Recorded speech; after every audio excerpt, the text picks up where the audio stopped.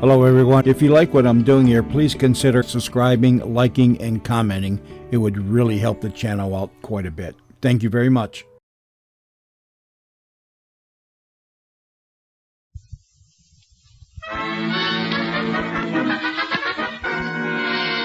Here he is, folks. You laughed with him when he played the Marine in the movie Wake Island, and now you're laughing at him in his newest picture, Abroad with Two Yanks. He's Hollywood's magnificent mug. Who's a mug? Why, when I was only 6, the teacher said I had the brain of a 10-year-old child, and I've still got it.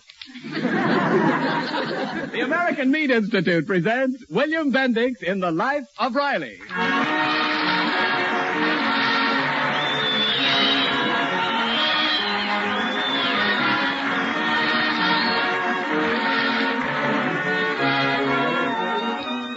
The meat people of America, providing a great food for a great nation. Did you know that if all the meat animals handled by America's meatpacking plants in 1944 were loaded into freight cars, they would fill a train more than 18,000 miles long, long enough to reach from New York to Tokyo and back again. That's a lot of meat and a lot of good eating for our fighting forces and you, America. And now, on behalf of all those engaged in supplying meat to the nation, the American Meat Institute presents The Life of Riley.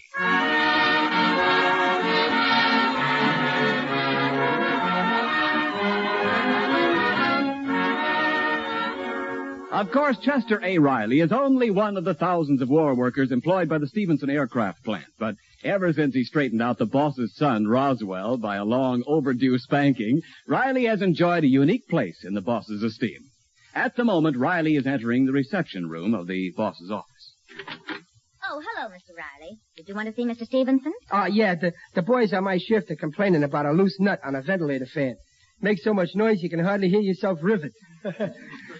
Well, he's just talking to his wife on the phone, but I guess you can go in. Oh, well, from what I hear about his wife, he might be glad to be interrupted.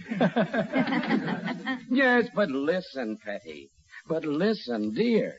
But, Letitia, I'm busy now. Somebody just came into the office. Sit down, Riley. Oh, thanks, boss. Listen, dear. Something urgent has just come up. It is urgent, isn't it, Riley? No, it can wait. Riley says it's urgent, dear. Of course I'm interested in Mimi's happiness. She's my daughter, too, isn't she? But what can I do? Now, listen, dear. That's going too far. I don't care what her husband did at lunch today. Well, what if he does put sugar on his lettuce? Well, sure. Sugar and vinegar, it's a great dish.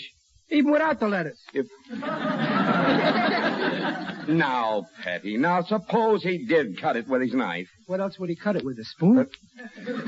That's not enough to break up Mimi's marriage, Letitia. Oh, all right, dear. I'll talk to him tonight. Yes, I'll be home right away. Goodbye. Well, Riley, what is it? There's a nut loose that's making some trouble. It's not that bad, Riley. My wife's just high-strung. No, the nut I mean is on a ventilator fan. I'm sorry to bother you now. I can see your head's got other things on your mind. Well, listen, Riley, let me tell you the whole story. 2 years ago, my daughter made a hasty wartime marriage. I'd never even seen this boy, Joe, that Mimi married. She met him in a canteen back east, knew him only 2 months. Then he was shipped out. They were married 15 minutes before they had to say goodbye. What a honeymoon. The bride and groom in separate places. That may be modern, but it'll never be popular. Well, now, Riley, now the boy's back. An honorable discharge. My wife met him for the first time today at lunch. And she doesn't think he's the right man for Mimi. Well, there's more to being a good husband than how you partake of your grub. Riley, that's what I think. But I'm in a spot. You see, my daughter's on a train coming home from San Francisco. Doesn't even know she's going to see Joe yet. And my wife wants me to see him first and persuade him to, well, give Mimi up. No kidding. Yeah. And now that she's met him, well, she just can't see why our daughter ever married him. Mr. Stevenson, if nobody ever married nobody except somebody else thought somebody ought to marry, nobody'd get married to nobody. And where would their children be? Riley, I wish you could meet this boy and size him up. You're a down-to-earth fellow. You see deeper than what a man's table manners are, and... Say what? Riley, Why don't you have dinner at my house tonight? Meet this boy. And then we'll both decide what I ought to say to him. Me? Oh, no, thanks, boss. But, Riley, I just want your opinion. But, boss, this is your daughter. You better leave me out of it. I don't want to be the godfather in no divorce case.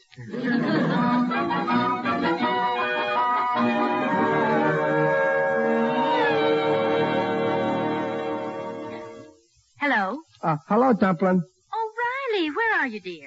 I'm at the boss's house. I'm going to have dinner here. Really? Why? Well, I'll tell you when I get home. Listen, honey, you ought to see this joint. It's just like in the movies. My, I'll bet you have a lovely dinner. Yeah. I peeked in at the dining room table. You should see all the tools they give you to eat with. Dr. Gillespie ain't got that many knives. Oh, quiet, dear. Someone will hear you. Oh, no, that's okay. Mr. Stevenson is upstairs talking to his wife. Well, kiss Babs for me and shake hands with Junior. I'll try to handle things till you get back, dear. But Babs isn't here. Is she out again?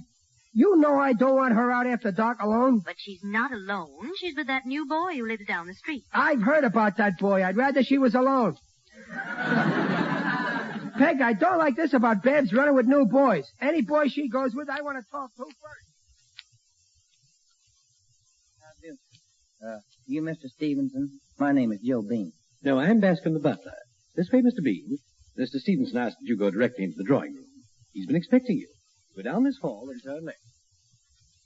So like I say, honey, no daughter of mine is going to get mixed up with nobody. Yes, dear. Don't get so excited. Well, a father can't be too careful. Think of who you might have married if you hadn't married me. Yes, dear. Well, okay, Dumpling. I'll see you later. Goodbye. Goodbye, dear. Good evening, sir. Huh? Oh, good evening. Butler said for me to come on into the drawing room. Well, you're in it. Yes, sir. I heard you talking on the telephone. Huh? I don't blame you for feeling the way you do about your daughter. Oh, you know her, huh? Why, yes, sir. Like you said, maybe I am kind of a nobody. Well, I wouldn't jump over conclusions like that. You look okay to me. I do? You mean it's all right with you for us to be married? Married?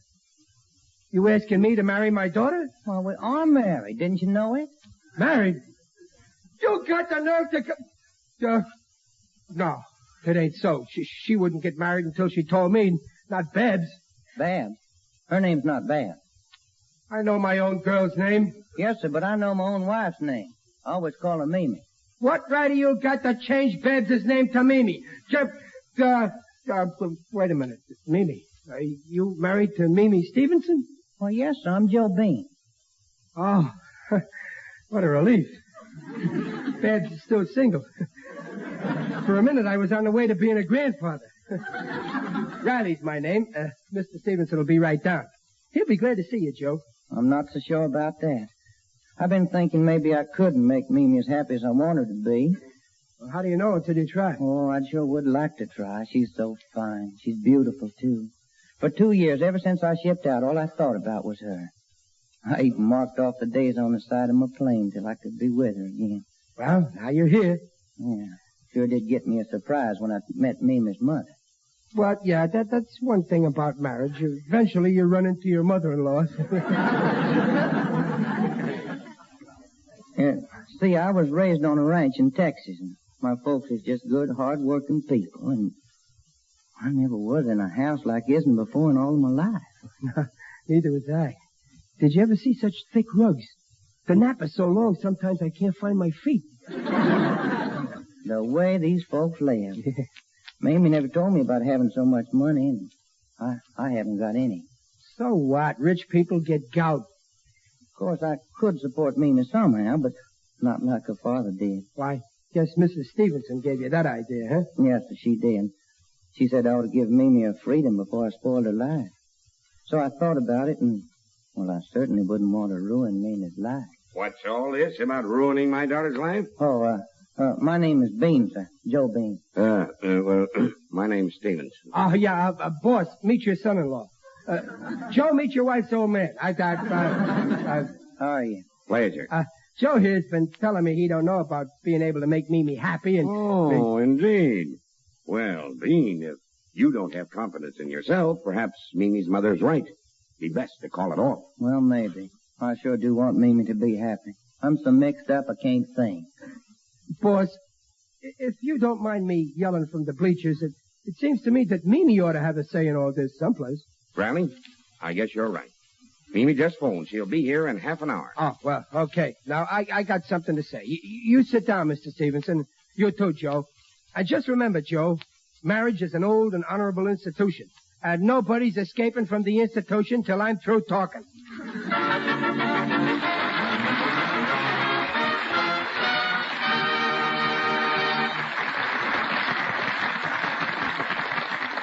Well, just what story can Riley tell that could possibly keep Joe's very shaky marriage to Mimi from going on the rocks?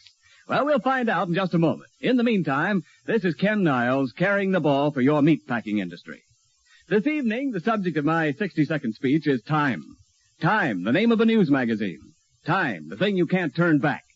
Time is money. And time is Rule 1, Page 1 of braising meat. Braising cuts of beef are point-free. They're lean and flavorsome. They're rich in proteins, but it takes time, T-I-M-E, to cook those glistening brown pieces of tender-eating meat. It takes time to bring out that golden gravy. It takes time to transform those braising cuts into pleasant pieces of tender-eating meat. So give 'em a break, ladies, by giving 'em time, and your family will be rewarded with something really extra special in meat eating. The real value of longer braising time, however, is that it's under lower cooking heat, where meat retains nearly all its high nutritional value. Slow and easy does it in braising meat. And lest you forget, those high-quality proteins of meat are in the braising cuts of beef, just as they are in all cuts of meat. Meat measures up to every protein need. That's why meat is a yardstick of protein foods. And now back to The Life of Riley with William Bendix as Riley.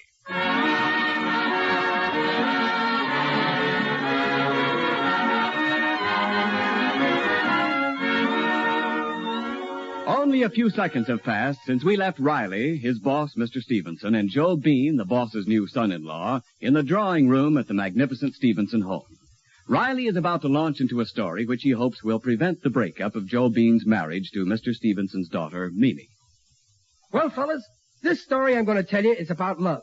And, strange enoughly, it's got a boy and girl in it, too. This all happened quite a while ago to a guy I know named Riley. Riley? Why, that's your name. Ain't that a coincidence?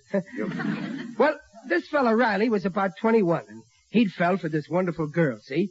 He'd give her a whirlwind wooing for 3 years and finally swept her off her feet. He thought his troubles was all over, but they was just starting.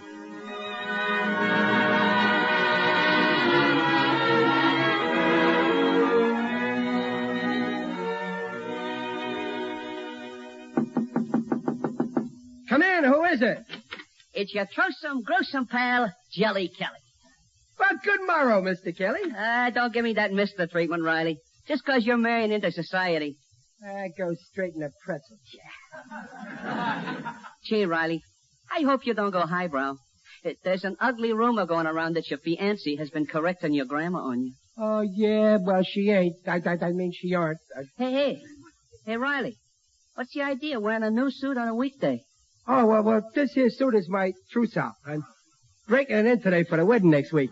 How do I look, eh? Oh, you look great. But don't go past no undertaking parlor or they'll give you an estimate. Very chucklesome.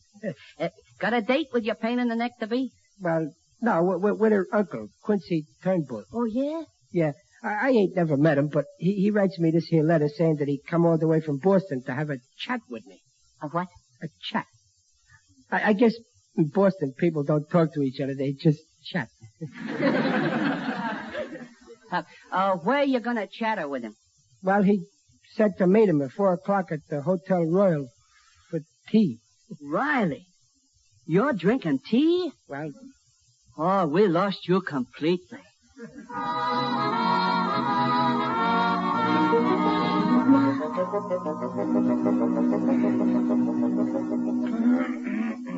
Mr. Riley, as Margaret's uncle on the maternal side, our branch of the family insisted that I interview her fiancé before it was too late.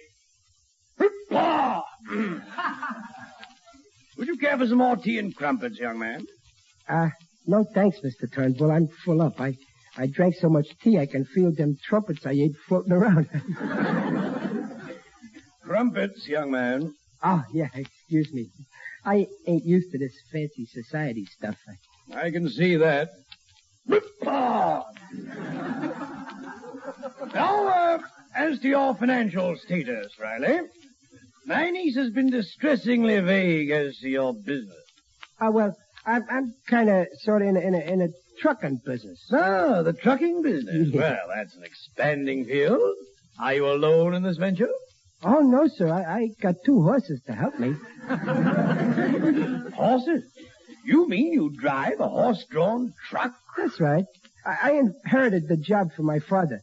You might say I'm following in my father's hoofprints. Indeed.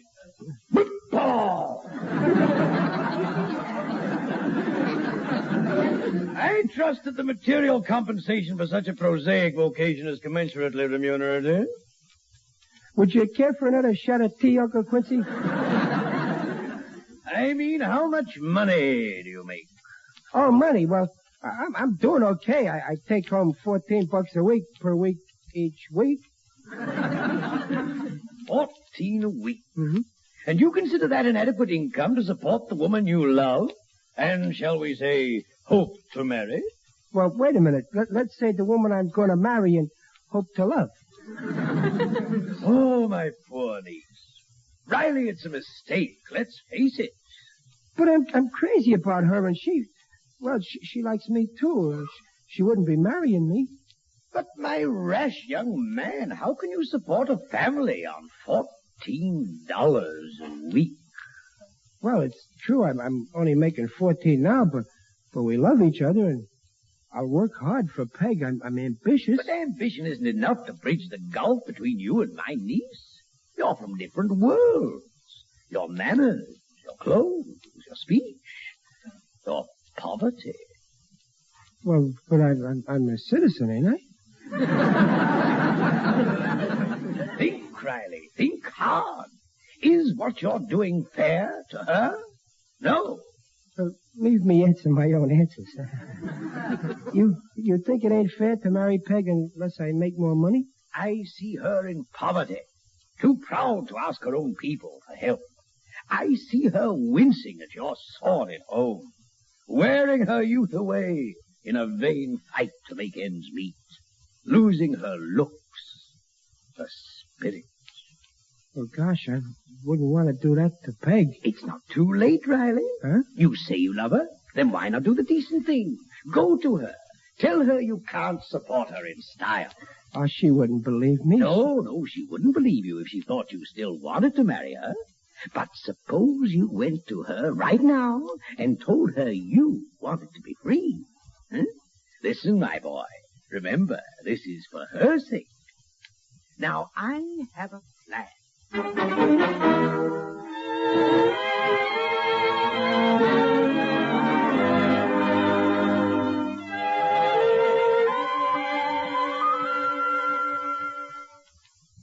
So, Peg, I've been doing something I never done before. I've been thinking. Have you, dear? What about? Well, about us, Peg. I gotta face the facts in the face. Riley, did your meeting with my Uncle Quincy start this thinking? Oh, no, honest.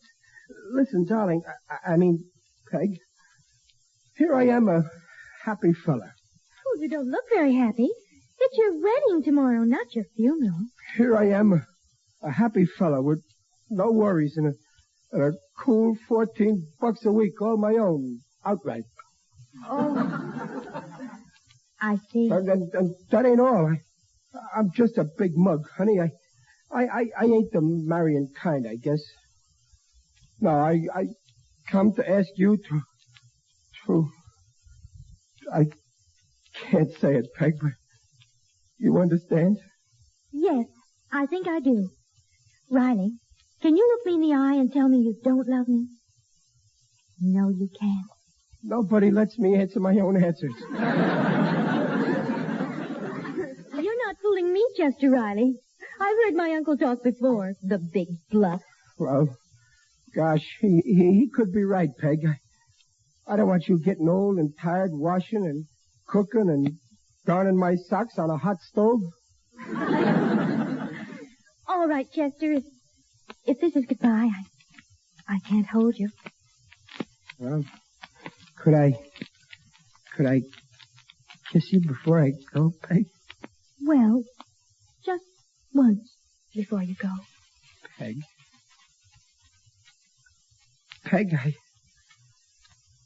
Goodbye, Peg.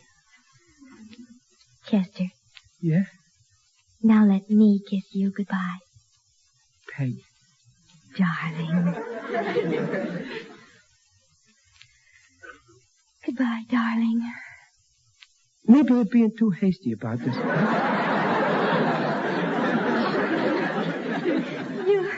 You don't want to call it off? I never did, and you know it. But money, I ain't got any. And... Oh, money. Wait just a minute. Here, take this. What's this for? It's my investment in you, to show you that I believe in you and want you. Give this $2 to the preacher tomorrow. Huh? Oh, no. No, nothing doing. Married people are partners. You ain't paying my way. Here's $1 back.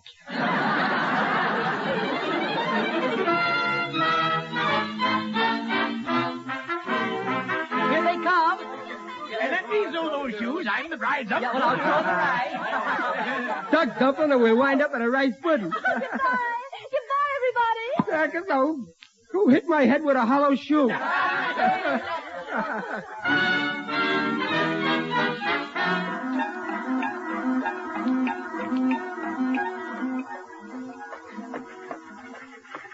Well, Mr. Riley, how do you feel? Fine, Mrs. Riley. Enjoying your honeymoon? Oh, I've never been so happy. Oh, look, down there, water. A fortune teller said I'd marry and take a journey over water. Well, it come true. We're journeying over the East River. Over the Brooklyn Bridge. Darling, you kept it such a secret, but where are we going on our honeymoon? Sweetheart, as far from Brooklyn as my money will take us. We're going to Manhattan.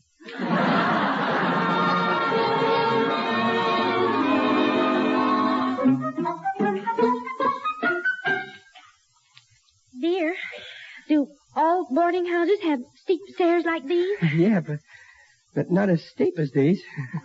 That's the first time I ever climbed a ladder with a carpet on it. Here's the door to our bridal suite. Only it's just one room. Number 13. Our first home. Yeah. Let me open the door, dear.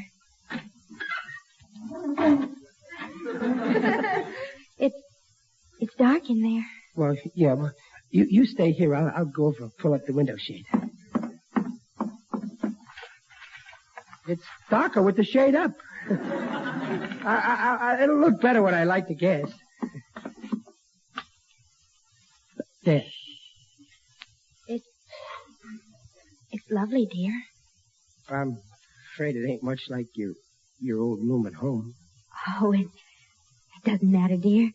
Now we're married, you'll get ahead, and soon you'll get a raise, and then you'll... Sure I will, but it may take a little time. You see, when I told my boss I wanted the day off to get married, I got fired.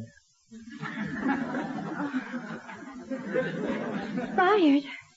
Yeah. Ain't that ironical? Well, never mind, dear. We're married now. We have each other and a roof over our heads. Yeah. Yeah, we couldn't start no poorer, so we gotta get richer. Oh, you bet we will. Well, let's go into our room. Our room. Gosh, Peg. Pick me up, dear, and carry me over the threshold. Are you that tired, darling? Oh, no, it's luck, dear, to carry the bride over the threshold of a new home. Oh, yeah. Well, here goes. Into our new life together.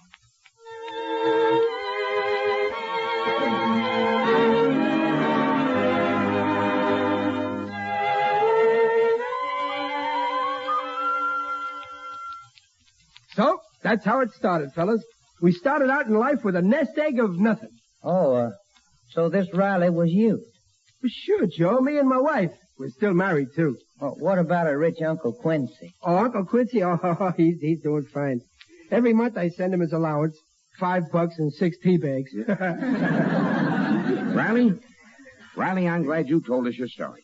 You see, Joe, my boy, it's the kind of thing that happens here. A real epic of America. The Rileys are living happily ever after. You and Mimi? Well, you're no poorer than Riley was, huh? No, sir.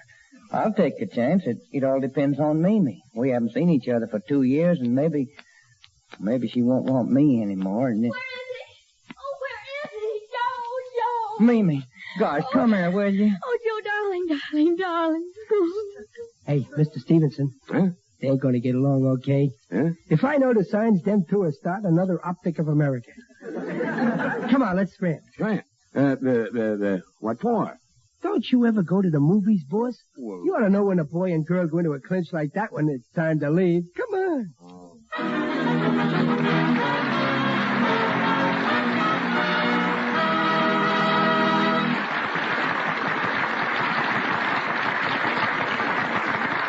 The Rileys will be right back.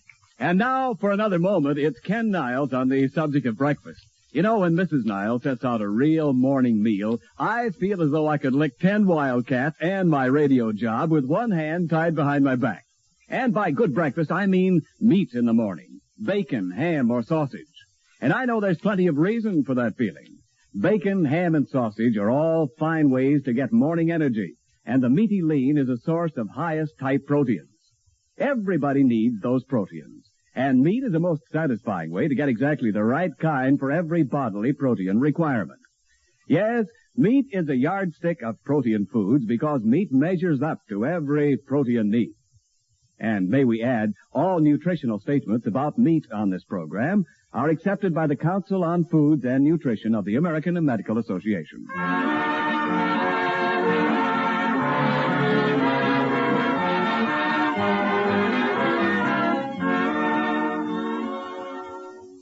Yeah, Dumplin', I done it by telling them about us. Oh, Riley. All about how poor we were. Well, I dressed it up a little so it wouldn't be too grim. Oh. I didn't tell them my wedding suit was rented. And the guy I rented it from followed us on our honeymoon to watch his property. Oh, Riley. Anyhow, later in the evening, when Mrs. Stevenson saw the way them kids looked at each other, she kind of defrosted her heart. I'm sure those kids are going to be okay. Oh, bless their hearts. I hope they'll be as happy as we've been. Well, they can't expect that. After all, the bride ain't as pretty as you are, Peg, and the groom ain't as romantic as me. The